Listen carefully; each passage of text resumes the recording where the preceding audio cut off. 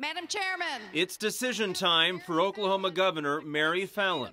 She's supposed to tell the White House by Friday whether she'll create a state-run health care insurance exchange, required under the new federal health care law.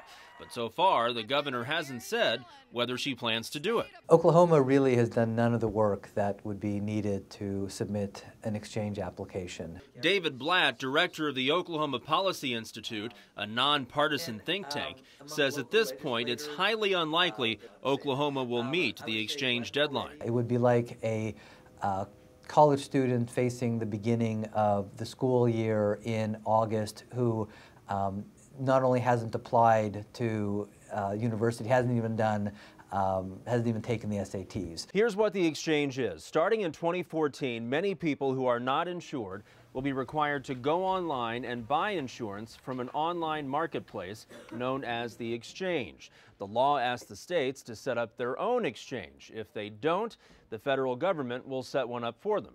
As a state that takes a lot of pride in its independence, I find it ironic that we're put herself in this position. State Senate Democratic leader Sean Burrage of Claremore says the governor, by waiting and hoping that the health care law would be repealed, has put the state in a bad spot now that it's here to stay. We have a duty to the people of the state of Oklahoma to do our job.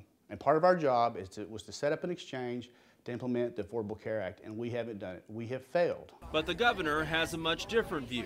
A spokesman for Fallin, Alex Wentz, sent to News this statement.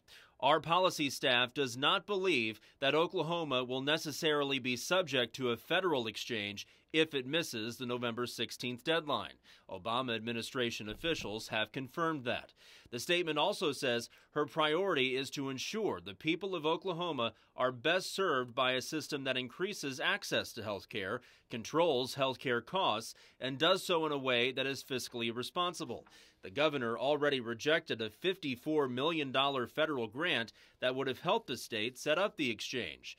The Oklahoma Policy Institute says whether Oklahomans get a federal exchange or a state-run exchange, the quality of their insurance options should not be affected. Justin Wilfon, 2 News, works for you.